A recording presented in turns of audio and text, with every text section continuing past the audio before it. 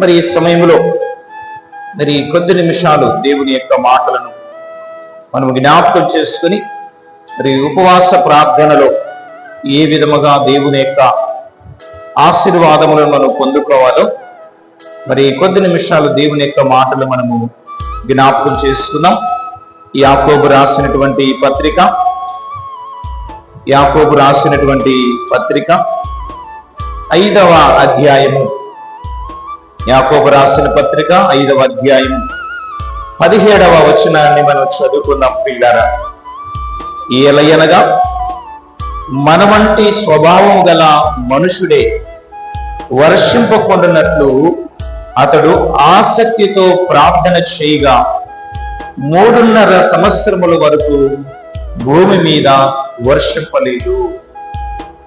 ప్రియమైన దేవుని సంగమా, ఈ మాటలను మనము జాగ్రత్తగా గమనించినట్లయితే ఇదే పత్రిక 4వ అధ్యాయములో కూడా 1 నుంచి 3 వచనాల మధ్యలో కూడా మనం చూస్తే అందరూ ప్రార్థన చేశారు. కానీ దేవుడు మటుకు అందరి ప్రార్థనలు విన్నట్లుగా మనం చూస్తా ఉన్నాం. కానీ ప్రియులారా, జవాబు మటుకు వేరువేరుగా దేవుడు దయచేసినట్లు మనం చూస్తా ఉన్నాం. చూడండి, మీరు బాగా ఆలోచన చేస్తే కారణం ఏంటంటే వారు ప్రార్థించినటువంటి ప్రార్థనలో మటుకు వ్యత్యాసం కనపడింది. ఒకరు వాక్యానుసారముగా ప్రార్థిస్తే మరొకరు 3వ వచనములో 4వ అధ్యాయం 3వ వచనములో చెప్తాడు, నీ భోగముల నిమిత్తం వినియోగించుటకై దురుద్దేశముతో అడుగుదురు గనక మీకేమీ దొరుకుటలేదు అని జ్ఞాపకం చేస్తుంది. అంటే కొందరు దేని నిమిత్తమో అడుగుచూ ఉన్నారంటే భోగముల నిమిత్తమై దురుద్దేశము కలిగి కొందరు అడుగుతారు. అనగా చూడండి ప్రియులారా, అందరూ ప్రార్థించారు, అందరి మనవులు దేవుడు విన్నారు. కానీ దేవుడిచ్చే జవాబు మటుకు, ఉత్తరము మటుకు వేరువేరుగా కనపడుతుంది. అయితే ఈ 5వ అధ్యాయం 17వ వచనములోని మాటలు మనకు ఆలోచన చేస్తే ఏలియా మన వంటి స్వభావం కలిగినటువంటి మనుష్యుడంట. నిజంగా ప్రియులారా, చూడండి, ఉదయం లేచినప్పుడు నుంచి సాయంకాలం వరకు మానవులైనటువంటి మనకు ఏమి అవసరతలు ఉన్నాయో, ఏ ఏ విషయాలలో బాధలు ఉన్నాయో, ఏ ఏ సమయంలో తనకి ఆహారం అవసరమో అన్నీ కూడా మనలాంటి వాడే. కానీ ఏలియా ప్రార్థన చేసిన ప్రార్థన మటుకు ఆసక్తితో ప్రార్థన చేశాడంట. ఆ ఆసక్తితో చేసినటువంటి ప్రార్థన ఏం చేసిందంటే 3.5 సంవత్సరం ప్రియులారా భూమి మీద వర్షింప చేయకుండా చేయగలిగిన శక్తి మనలాంటి స్వభావం కలిగినటువంటి ఆయన ఆసక్తితో చేసిన ప్రార్థనకు ప్రతిఫలము. మీరు బాగా ఆలోచన చేసి చూడండి ప్రియులారా, వర్షము కొలవడానికి మేఘముల మీద ఉన్నటువంటి ఆ నీటిని వర్షముగా కురిపించడానికి అవకాశం. ఇదిగో ఏలియా ప్రార్థన చేయడం వలన ఏం జరిగిందంటే ఆ మేఘముల సహితము కూడా అవి ఆ వాటర్, ఆ నీళ్ళనన్నిటినీ ఇదిగో మరలా ప్రార్థన చేసేంత వరకు కూడా అవి అలాగే బంధించుకొని ఉన్నాయంట. ఇదిగో చూడండి, వర్షము కురవడానికి వాతావరణం, చెట్ల నుండి మంచి గాలినివ్వకుండా, చూడండి, చెట్లను బాగా పెంచితే వర్షాలు వస్తాయంట. అర్థమవుతుందా? ఆ చెట్ల నుంచి కూడా మంచి చల్లని వాతావరణము, గాలి వీచకుండా కూడా బంధించబడ్డాయి. ఒక మన వంటి స్వభావం కలిగిన ఒక మానవుడు ఆసక్తితో ప్రార్థన చేస్తే జరిగే ఒక ఆశ్చర్యకారమైన దేవుని సంగమా. కానీ మీరు బాగా జాగ్రత్తగా గమనించినట్లయితే మరి మన వ్యక్తిగత జీవితంలో కూడా ఆసక్తితో ప్రార్థన చేస్తే జరిగే కార్యములు ఎలా ఉంటాయంటే ప్రియమైన దేవుని సంగమా, ఇదిగో చూడండి, ప్రకృతి సహితము కూడా నీ ప్రార్థనకి అది ఆగిపోయే విధముగా చేయగలదండి. గత కాలంలో మనం జ్ఞాపకం చేసుకున్నాము ఏంటంటే, ప్రకృతి అనగా పంచభూతాలు ఎక్కడ ఉన్నాయంటే మన దేహంలో ఉన్నాయి అని మనం చెప్పుకున్నాం. ఇదిగో ప్రియులారా, మన యొక్క వ్యక్తిగత జీవితంలో ఒకవేళ చాలా మంది జీవితాలలో అనారోగ్య పరిస్థితి వచ్చినప్పుడు ఇదిగో 75% దేహమంతా పాడైపోయింటుంది కొందరికి. 25% మాత్రమే ఆరోగ్యకరంగా ఉంటారు చాలా మంది. మనము ఆసక్తికరంగా ఒకవేళ ఏలియావలే ప్రార్థన చేస్తే,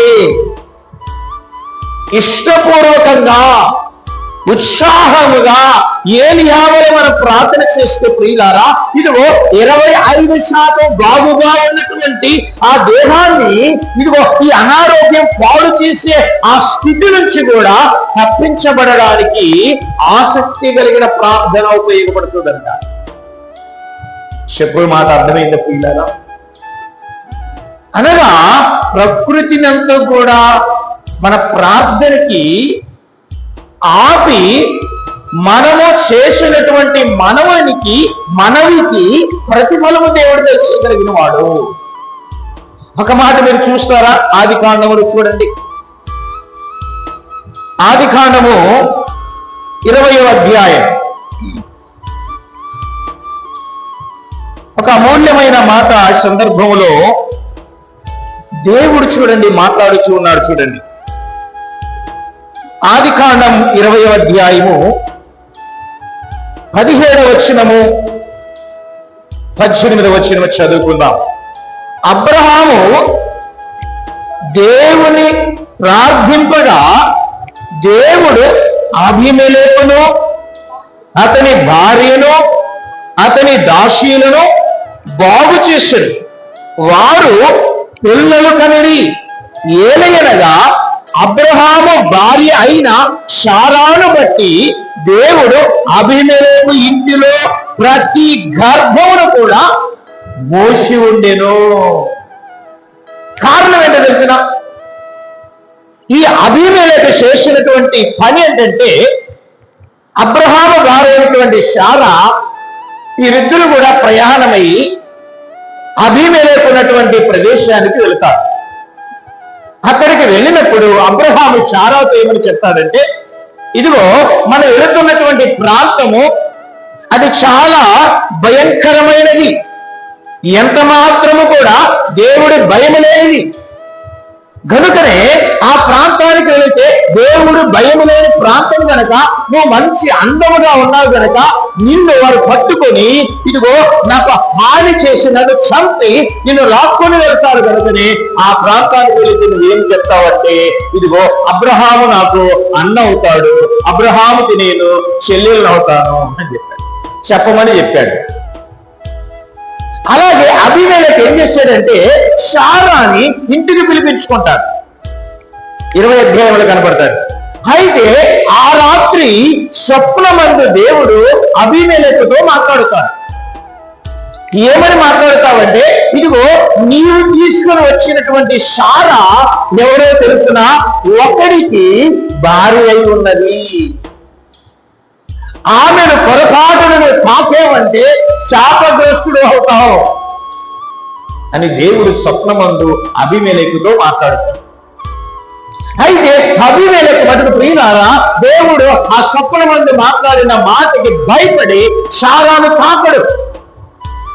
ఉదయకాలమునే తన పరివారాన్ని పిలిపించి ఇదిగో శారాకి అబ్రహాముని పిలిపించిన తర్వాత అబ్రహాముకి శారాను అప్పగిస్తూ తన ఆస్తిలో కొంత భాగాన్ని అబీమెలెకు అబ్రహాము శారాలకు ఇచ్చి, అబ్రహాముతో ఎవరు మాట్లాడతాడంటే 20వ అధ్యాయము 17వ వచనములో చెప్తాడు. అప్పుడు అబీమెలెకు, ఇదిగో నా దేశము నీ ఎదుట ఉన్నది, నీకిష్టమైన స్థలమందు కాపురం ఉండమనెను. అలాగిచ్చి పంపిస్తాడు. అలా ఇచ్చి పంపిస్తున్నటువంటి సందర్భంలో అబ్రహాముని అబీమెలెకు ఒక మాట అడుగుతాడు. ఏమని అడుగుతారంటే, చూడండి 10వ వచనములో, మరియు అబీమెలెకు నీవేమి చూచి ఈ కార్యము చేసేటమని అబ్రహామును అడగగా అబ్రహాము ఈ స్థలమందు దేవుని భయము ఏమాత్రమునో లేదు గనక నా భార్య నిమిత్తము నన్ను చంపుదు అనుకొని చేసి తిని. అబీమెలెకుకి అబ్రహాము సమాధానిస్తున్నాడు. కారణం ఏంటో తెలిసిన, ఈ దేశములో ఈ ప్రాంతములో ఎంత మాత్రము కూడా దేవుడి భయం లేదు. అందుకే నేను ఈ మాట మాట్లాడాను అంటున్నాడు. మీరు జ్ఞాపకం చేసుకున్నట్లయితే చూడండి ప్రియులారా, ఇదిగో అబ్రహాము భార్య శారాను తీసుకుని వెళ్ళినందుకు దేవుడు ఏం చేశాడంటే అబీమెలెకు తన కుటుంబంలో ఉన్నటువంటి పనివారు దాసీలతో సహా దేవుడు గర్భాన్ని మూసిపడేశాడు. అంటే అర్థం ఏంటో తెలుసిన, ఈ మాట చెప్పడానికి ఇదంతా చెప్పాను.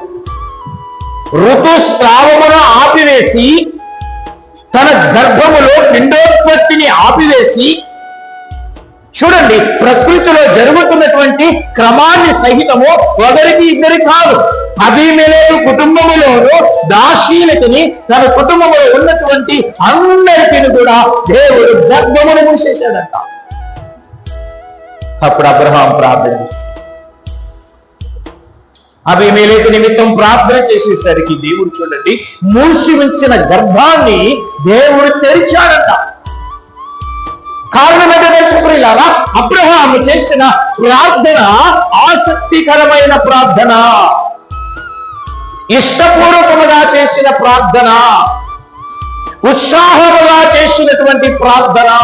అబ్రహాముకి ఏ విధముగా ఉత్సాహము కలిగిందంటే, నా భార్యను చంపకుండా ఇదిగో అబీమెలెకు కళ్ళును దేవుడు తెరిపించి సురక్షితముగా నా భార్యను దేవుడు నాకు అప్పగించాడని అబీమెలెకు నిమిత్తం అబ్రహాము ప్రార్థన చేశాడు. మీకు అర్థమైందా ప్రియులారా?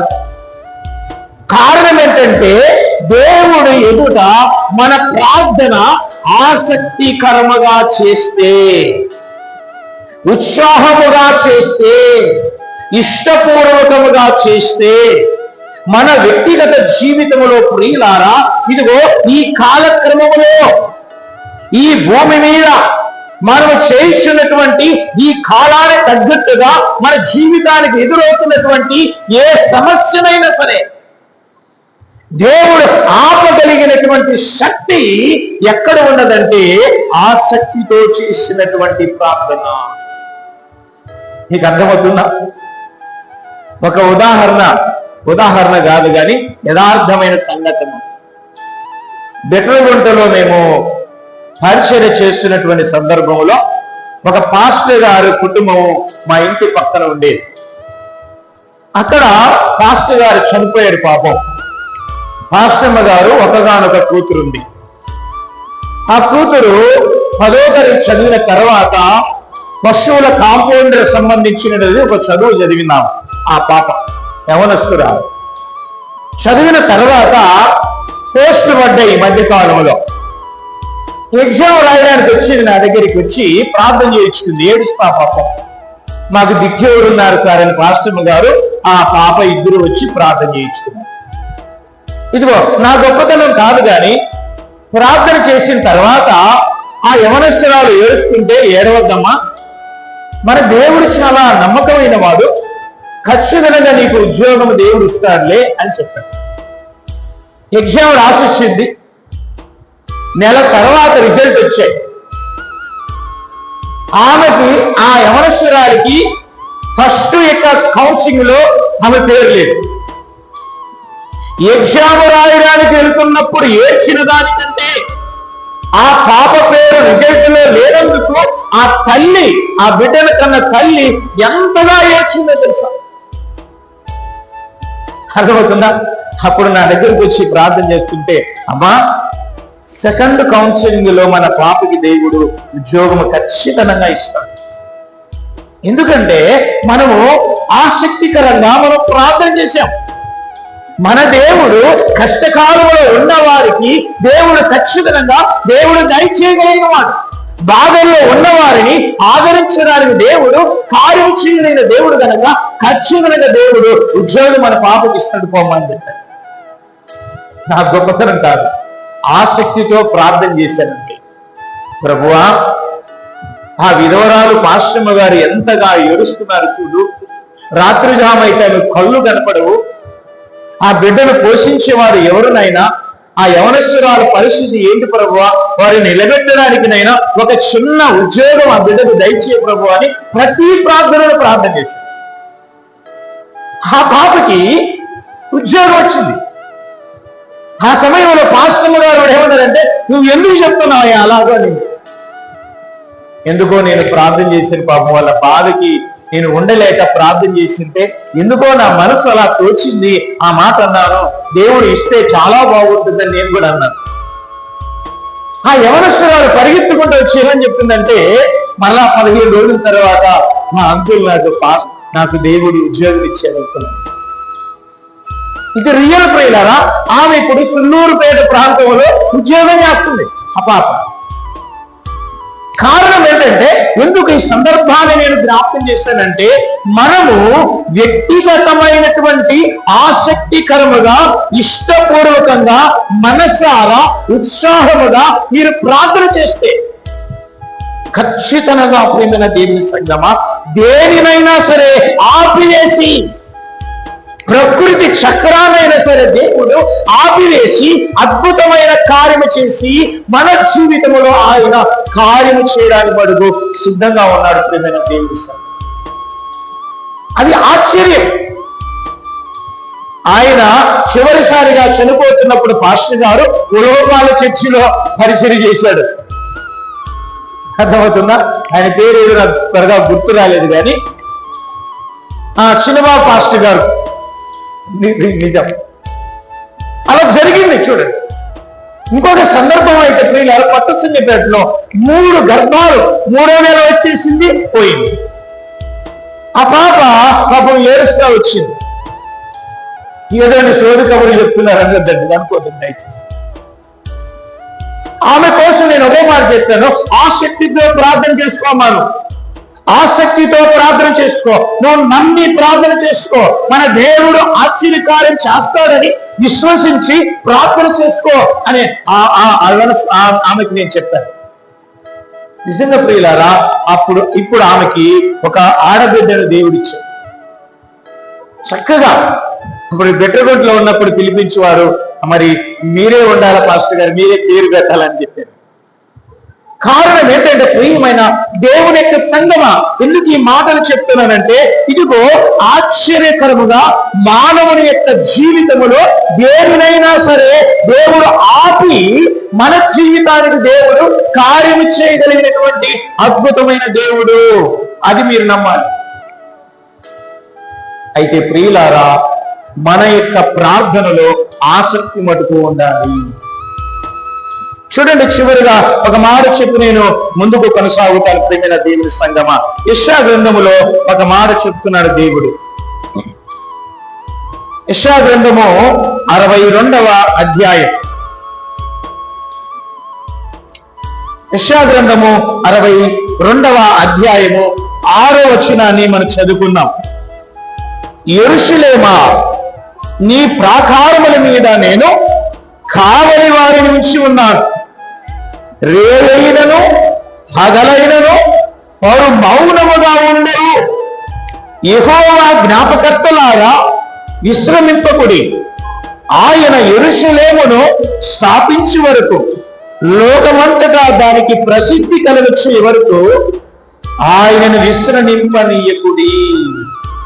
అంటే దేవుడు అంటే ప్రియులారా ఏం చేశాడని ప్రభు చెప్తున్నాడంటే, ఆయన 6వ వచనంలో చెప్తున్నాడు, యెరూషలేము నీ ప్రాకారముల మీద దేవుడంట కావలి వారి నుంచి ఉన్నాడంట. కావలి వారు ఏం చేస్తారు? కావలి వారు ఏం చేస్తారు? రేయనక పగలనక ఆసక్తికరంగా వారి పనిని నిర్వర్తిస్తారు. కావలి వారిని దేవుడు ఎందుకు ఇచ్చాడంటే, నాశనము కాకుండా బాగు చేయడానికి. ఏదైతే శత్రు సమూహము వచ్చి ఇదిగో యెరూషలేమును పాడు చేయాలని ఉద్దేశించి ఉందో వాటిని సంహరించడానికి ఆ కావలి వారిని దేవుడు పెట్టాడు. అందుకే చాలా సార్లు మనం కూడా ప్రార్థన చేస్తాం. ఏమని చేస్తామంటే, ప్రార్థన చేత ప్రాకారమును వేయి తండ్రి, వాక్యముతో కంచె వేయి నాయనా అని మనం ప్రార్థన చేస్తాం. ఈ కావలి వారు ఏం చేశారంటే ప్రాకారముగా ఆసక్తితో ప్రార్థన చేయడానికి దేవుడు వారిని నియమించాడంట. అర్థమవుతుందా? యెరూషలేము చుట్టూ కూడా వారు ఆసక్తితో ప్రార్థన చేస్తున్నారు. అర్థమవుతుందా ప్రియమైన దేవుని సంగమా? అలా చేయటం ద్వారా వారి యొక్క జీవితంలో ఏమి జరిగిందంటే ప్రియమైన దేవుని యొక్క సంగమా, యెరూషలేముని స్థాపించే కార్యక్రమం, ఆ దాని విషయంలో ప్రసిద్ధి కలిగే విధముగా దేవుడు జరిగించాడంట. ఇర్మియా గ్రంథములో ఆ మాట చెప్పబడతారు. చూడండి, ఆ మాట త్వరగా మాట్లాడుకొని ముగింపు చేసుకుందాం. ఇర్మియా గ్రంథం 33వ అధ్యాయం. ఇర్మియా గ్రంథం 33వ అధ్యాయం 11వ వచనం చదువుకుందాం.